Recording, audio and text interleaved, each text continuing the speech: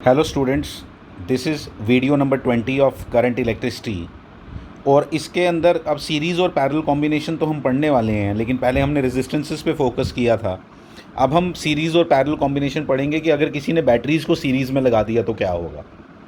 Sales को series में लगा दिया, we should say like this, even we can put batteries in series. अभी मैं आपको एक बात बताता हूँ जिसको इंपॉर्टेंट है बहुत अंडरस्टैंडिंग के लिए। ये बहुत इंपॉर्टेंट कॉन्सेप्ट है कि हम लगाते ही क्यों हैं। जो सेल एक आप लाते हो ना, उसकी अपनी एक वोल्टेज रेटिंग है, मान लो 1 वोल्ट, और it can carry up to 0.1 ampere of current. मैं क्या चाहता हूँ कि मैं इस सेल को यूज़ करके एक बड़ी सी बैटरी बनाऊँ जो 10 वोल्ट की हो और which can carry current up to 0.5 ampere, जिसमें से 0.5 एम्पियर करंट पास की जा सकती है। तो क्या करना पड़ेगा मुझे, मैं आपको बताता हूँ। मैं 10 बैटरी सीरीज़ में लगाऊंगा, 10 सेल सीरीज़ में लगा दूंगा।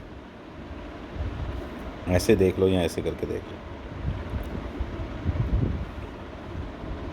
ऐसे देखो। एक सेल, दूसरा सेल, तीसरा सेल, चौथा सेल, पांचवा सेल, छठा सेल, सातवां सेल, आठवां cell, 9th cell, 10th cell. ये 10 सेल सीरीज़ में लगाए तो ये कितने की बन गई बैटरी? 10 वोल्ट की। फाइन। अब ये जो 0.5 एम्पियर है, मतलब क्या कि मैं इसके साथ एक फ़ैन चलाने वाला हूँ या एक बल्ब चलाने वाला हूँ जो कितनी करंट कैरी करता है, जो कितनी करंट ड्रॉ करता है बैटरी से? 0.5 एम्पियर। फाइन। अब 0.5 एम्पियर करंट अगर ये ड्रॉ करता तो ये सारे सेल्स में से कितनी करंट जाएगी? 10 वोल्ट की तो मिल गई। बल्ब को 10 वोल्ट चाहिए था, वो 10 वोल्ट हमने दे दिया, लेकिन ये हर सेल में से कितनी करंट चली जाएगी? 0.5 एम्पियर। ये तो गलत हो गया, ये तो गलत काम हो गया। हमारा सेल तो बना ही कितने के लिए है? 0.1 एम्पियर के लिए। इससे ज़्यादा करंट पास करोगे तो ये सेल ही जल जाएगा। तो इसलिए आपको क्या करना पड़ता है? We have to put such 10 cells in series. ये जो अरेंजमेंट बना आपका पूरा, I will call this string, इसको एक स्ट्रिंग बोलते हैं। ऐसे कितने स्ट्रिंग आपको पैरेलल में लगाने पड़ेंगे? 5 स्ट्रिंग्स ऐसे। ये जो ये एक बना ना, ये ऐसा 5 पैरेलल में। तो हर स्ट्रिंग में से कितनी करंट जाएगी फिर? 0.1 एम्पियर। काम बन गया, काम बन गया। हमने टोटल सेल्स कितने यूज़ किए? लेट मी टेल यू, हमने टोटल सेल्स यूज़ किए 50 सेल्स हमने यूज़ किए। और ये 50 सेल्स को यूज़ करें जब हमने इस तरह से सीरीज पैरेलल कॉम्बिनेशन में, तो हमें क्या मिला? हमें इन 50 सेल्स को यूज़ करके एक बैटरी बनाई। इसी सीरीज पैरेलल कॉम्बिनेशन से जब सेल्स को जोड़ा जाता है तो एक बैटरी बनती है। और ये जो बैटरी है, इट कैन नाउ कैरी, बनी ये सेल से है, लेकिन मैं क्या बोलूँगा इसको एक डब्बे के अंदर बंद करके इन 50 सेल्स को ऐसे अरेंजमेंट के साथ जो मैंने अभी आपको समझाया, मैं बोलूँगा कि मैंने 10 वोल्ट की बैटरी बनाई विच can carry 0.5 ampere of current. मतलब इसके साथ तुम इतना लोड कनेक्ट कर सकते हो जो 0.5 एम्पियर करंट ड्रॉ करे। एक सेल कितनी करंट ड्रॉ कर सकता था? 0.1 एम्पियर। उसकी वोल्टेज कितनी थी? 1 वोल्ट। मैंने कितने वोल्ट बना लिए? 10 वोल्ट। आपको बड़े अच्छे से मालूम है, आपके घर में कईयों के 1 बैटरी वाला इन्वर्टर होता है, कईयों के घर में 2 बैटरी वाला इन्वर्टर होता है। वो जिनके घर में 2 बैटरी वाला इन्वर्टर है, उन्होंने 2 बैटरीज को पैरेलल में कनेक्ट की है। वोल्टेज नहीं बढ़ाते आप वहाँ, लेकिन अब आप क्या चाहते हो कि आप ज़्यादा करंट ड्रॉ करवाना चाहते हो। तो एक बैटरी की तो अपनी लिमिट है, मान लो 2 एम्पियर लिमिट है, तो तुमने 2 बैटरी अगर पैरेलल में लगा दी तो अब वो 4 एम्पियर करंट ड्रॉ कर सकती है, वो पूरा इन्वर्टर जो आपका सेट बना। पहले अगर आप 2 फैन चला सकते थे उसके साथ, अब आप 4 फैन चला सकते हो उसके साथ। तो दिस इज़ द अरेंजमेंट। इस तरह से हम बैटरीज बनाते हैं सेल्स को यूज़ करके। सीरीज़ एंड पैरेलल कॉम्बिनेशन के बारे में हम इस वीडियो के अंदर बात करने वाले हैं। आप देख लेना ज़रा। क्या देखो, अभी हम क्या एग्जामिनेशन पॉइंट ऑफ व्यू से क्या इंपॉर्टेंट है, हमें मालूम है कि अभी तक तो मैं सेल को क्या मान रहा था, उसका कोई इंटरनल रेजिस्टेंस नहीं ले रहा था। आइडियल सेल बोलते हैं ऐसे वाले को जिसका कोई सीरीज़ में रेजिस्टेंस ना हो, उसको आइडियल सेल बोलते हैं। ठीक है। तो अगर मैं आपको क्या बोलूं कि यहाँ पे एक सेल है, दिस वन, और मैंने इसके साथ सीरीज़ में एक और सेल लगा दिया इस तरह का, तो बताओ इसका इक्विवेलेंट क्या आया? तो मैं क्या चाहता हूँ कि ऐसे 2 लगाए ना मैंने सेल सीरीज़ में, ऐसे अगर मैंने 50 सेल सीरीज़ में लगाए तो मेरे को क्या चाहिए? मैं चाहता हूँ कि उसका मुझे एक इक्विवेलेंट बैटरी मिले और एक इक्विवेलेंट रेजिस्टेंस मिले, मैं बोलूँ कि this is equivalent to a single cell जिसकी इतनी, आपको मालूम है इक्विवेलेंट रेजिस्टेंस जब हम निकालते हैं तो हम क्या करते हैं, 20 अगर रेजिस्टेंस होंगे तो उनके सीरीज पैरेलल कॉम्बिनेशन बना के अल्टीमेटली जब तक एक नहीं रह जाता, जब एक रह जाता तो हम बोलते हैं this is the R equivalent. इसी तरह से हम यहाँ पे क्या बोलेंगे कि हम इस ये जो 10 सेल अगर सीरीज़ में लगे हैं उसका हमने एक सेल में कन्वर्ट करना है, उस एक सेल को हम क्या बोलेंगे कि वो उन 10 सेल्स का इक्विवेलेंट है। मैंने यहाँ 10 नहीं लिए हैं, मैंने 2 ही लिए हैं अभी आपको समझाने के लिए, आप देखना हम कैसे करेंगे। हम क्या करेंगे, हम इस पे भी केवीएल लगाएंगे, इस पे भी केवीएल लगाएंगे और दोनों को इक्वेट कर लेंगे।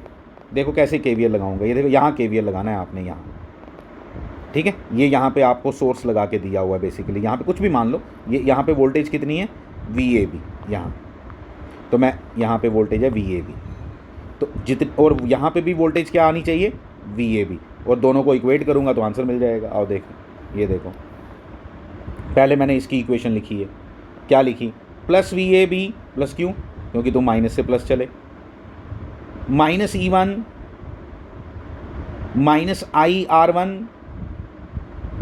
Minus E2 minus IR2। क्यों माइनस ले रहे हो, क्योंकि करंट की डायरेक्शन में जब चलो तो ड्रॉप होता है, मालूम है आपको, और इनमें तो हो ही रहा है ड्रॉप। बैटरीज़ के केस में करंट को नहीं देखना होता, वो तो हमें दिखाई दे रहा है कि हम पॉजिटिव से नेगेटिव की तरफ जा रहे हैं तो ड्रॉप होगा ही, यहाँ पे भी पॉजिटिव से नेगेटिव की तरफ जा रहे हैं तो ड्रॉप होगा ही, तो ये इक्वेशन मिल गई। फिर मैंने दूसरे वाली की भी इक्वेशन लिखी, plus VAB minus E equivalent minus IR equivalent is equal to क्या, 0। और जब मैंने इन दो इक्वेशंस को कंपेयर किया, इसको और इसको, देखो आप ध्यान से, इसको क्या लिख लो, इसको ऐसे लिख लो ना, VAB equal to E equivalent plus IR equivalent, इन दोनों को कंपेयर करो, देखो तो क्या मिल गया, ये आपका E इक्विवेलेंट हो गया और ये आपका इंटरनल रेजिस्टेंस का इक्विवेलेंट हो गया, इंटरनल रेजिस्टेंस का इक्विवेलेंट हो गया, और ये हो गया ये। तो नाउ मैंने क्या किया, I replaced 2 cells by a single cell and we call that cell as a equivalent cell, but for finding the equivalent cell you actually have to find out the EMF of that equivalent cell represented by E equivalent and the internal resistance of that equivalent cell represented by R equivalent। ये देखो मैंने अभी इकट्ठा लिख दिया, इनको इकट्ठा लिखने के बाद मैंने कंपेयर किया तो ये मैंने आंसर लिख दिया, फाइन। फिर मैंने क्या कहा कि अगर ऐसे नहीं 3 सेल होते तो, और 3 सेल में देखो ये आप अब देखना ध्यान से, मैंने ये उल्टा लगाया हुआ है, दिख रहा है आपको, उल्टा कुछ नहीं होता, देखो क्या है, देखो यहाँ पे क्या होगा, ड्रॉप होगा लेकिन यहाँ राइज होगा, फिर यहाँ क्या होगा, राइज होगा, बस उसके अकॉर्डिंग हमने आंसर लिख दिया, ठीक है। इसमें लगाओ, इसमें गड़बड़ हुई है मेरे से, इस बैटरी को ना आप उल्टा कर देना, नहीं अब बैटरी नहीं, यहाँ पे लिख दो -E, तो आंसर आ जाएगा। देखो मैं बताता हूँ ना, यहाँ KVL वैसे जैसे KVL लगाया आपने, plus VAB minus E1 minus IR1 plus E2 minus IR2 plus E2 E3, वही लिखा है मैंने, देखो बिल्कुल वही लिखा है, लेकिन यहाँ पे माइनस डालना भूल गया था। इसका E इक्विवेलेंट ये आएगा और ये इसका R इक्विवेलेंट आएगा। मतलब आई रिप्लेस्ड दिस सर्किट, ये जो इतना बड़ा सर्किट आपको दिखाई दे रहा है, 3 बैटरी और 3 इंटरनल रेजिस्टेंस वाला, मैंने उसको किससे रिप्लेस कर लिया, आई रिप्लेस्ड दैट बाय, आपने किसको पॉजिटिव और किसको नेगेटिव रखा हुआ है, इन दोनों को नेगेटिव रखा हुआ है ना, तो इसलिए साइन किसका वाला आएगा, जो तुमने पॉजिटिव रखा हुआ है, तुमने इसमें से इन दोनों को माइनस किया है, इसलिए ये वाला अल्टीमेटली जो यहाँ बनाओगे वो ऐसा बनाओगे। अगर आपने ऐसा बनाना है तो मैं आपको बता देता हूँ, फिर इन दोनों को पॉजिटिव और इसको नेगेटिव रखना, लेकिन अभी मैं वैसे बनाऊंगा। ये देखो, what is this, this is E equivalent, what is this, this is R equivalent.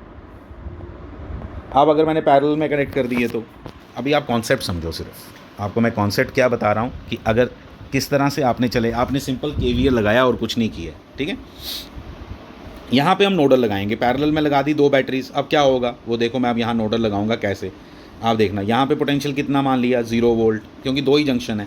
यहाँ पे कितना मान लिया, V, क्योंकि यहाँ पे एक सोर्स लगा हुआ है V वोल्ट का, वो मैंने लिखा हुआ है। यहाँ से करंट चली I, इसके बेसिस पे यहाँ KCL लगाया, I is equal to I1 plus I2, I is equal to I1 plus I2।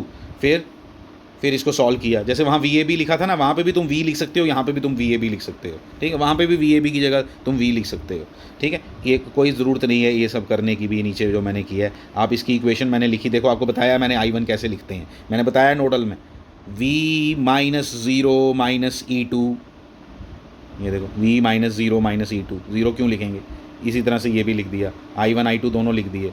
फिर यहाँ पे मैंने v को कंबाइन कर दिया, यहाँ पे भी मैंने वही इक्वेशन लगाई i की, यहाँ पे तो i1 i2 रहा ही नहीं ना, मैंने इसको इसमें कन्वर्ट करना है। 50 सेल मैंने ऐसे पैरेलल में लगा दिए, मैंने उनका इक्विवेलेंट ये लिखना है। सिंपल बात है, कुछ नहीं है। इसकी इक्वेशन भी जब ये निकाली, इन दोनों को कंपेयर किया, आपको आंसर मिल गया। क्या आंसर मिलेगा मैं बताऊँ आपको, देखो आपको मिल गया R equivalent is equal to, देखना R equivalent is equal to मिल गया R1 इंटू R2, ये R1 इंटू R2 है नीचे, है यहाँ पे ध्यान देना, ठीक है। R1 into R2 divided by R1 plus R2, ये किसके बराबर हो गया आपका, आर इक्विवेलेंट के, यहाँ से।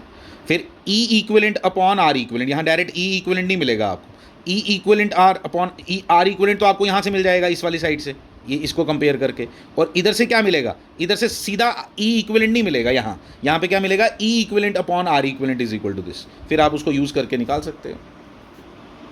ये देखो मैंने सब किया है यहाँ पे, ये सब आंसर निकाला मैंने। एग्जामिनेशन में आ जाए बोर्ड में तो ये पूरा करना पड़ेगा। जब कैलकुलेशंस करेंगे तो मैं आपको खुद बताऊंगा कि इसको कहाँ यूज़ करना है। बोर्ड के पॉइंट ऑफ व्यू से ये इंपॉर्टेंट है, बट ये कॉम्पिटिटिव के पॉइंट ऑफ व्यू से इंपॉर्टेंट नहीं है। अगर आप इसको और अगर आपने इसको और मैंने PDF में भी इसको किया हुआ है, अगर आप वहाँ से भी देखना चाहते हो तो देख सकते हो, लेकिन यहाँ पर थोड़ा बेटर किया हुआ है। मुझे लगता है कि आपको इसी को रेफ़र करो तो काम बन जाएगा। ये कोई 5 नंबर का क्वेश्चन नहीं आना है। प्रिपेयर इट फॉर 2 और 3 मार्क्स। Thank you.